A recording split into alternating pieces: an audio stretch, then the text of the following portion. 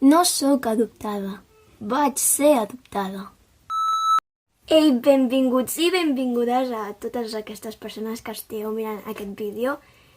És el meu primer vídeo que faig per aquest canal de YouTube i realment feia temps que volia crear-ne un, però no tenia motiu, l'he trobat i doncs aquí estic.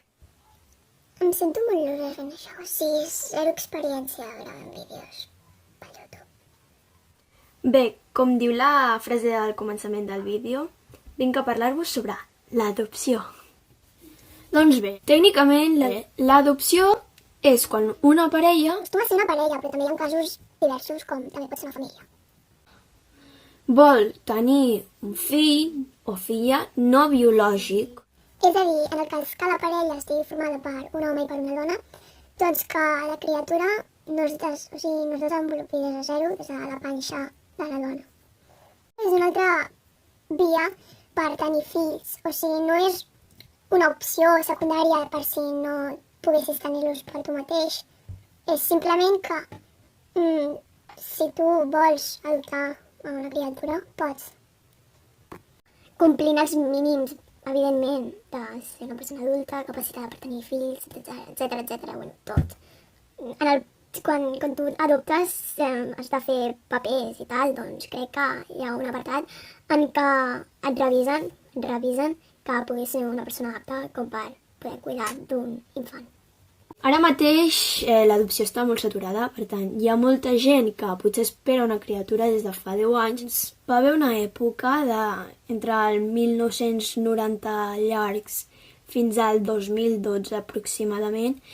Va haver un boom d'adopcions on arribava gent, o sigui, bebès, infants, de països com d'Àsia, que acostumava a ser la Xina, Àfrica i també part de nens i nenes de Rússia.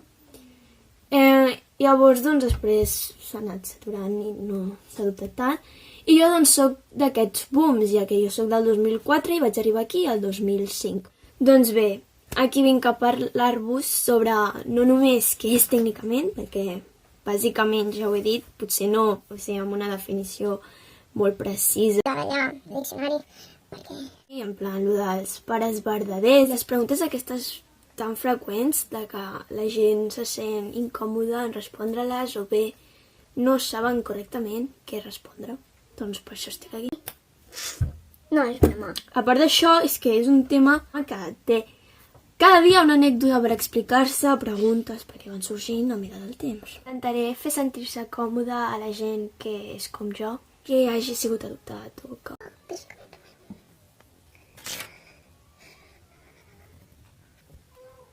I ara ve aquí el significat de la meva frase de no sóc adoptada, vaig ser adoptada.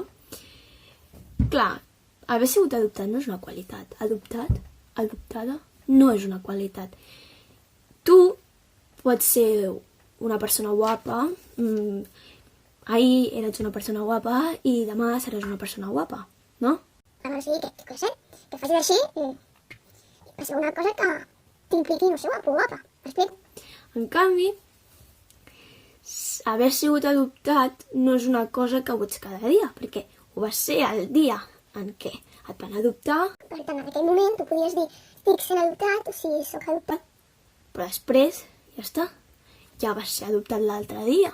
És igual que una persona no neix cada dia. Doncs igual han ser adoptat o adoptada. I doncs, bàsicament aquest és la meva intro /inici /primer vídeo del meu suposat canal de YouTube.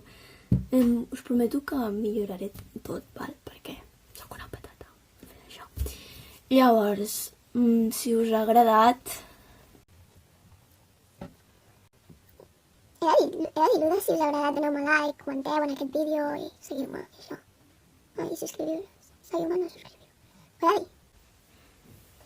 Bueno, doncs, si ho he de dir, doneu-li polses amunt, comenteu en el vídeo i subscriviu-vos, no? Intentaré ser constant, us ho prometo en això, us prometo que intentaré ser constant, us ho prometo. He acabat el vídeo, acabat el vídeo. Per cert, em dic Farners. Ara sí, fins la pròxima!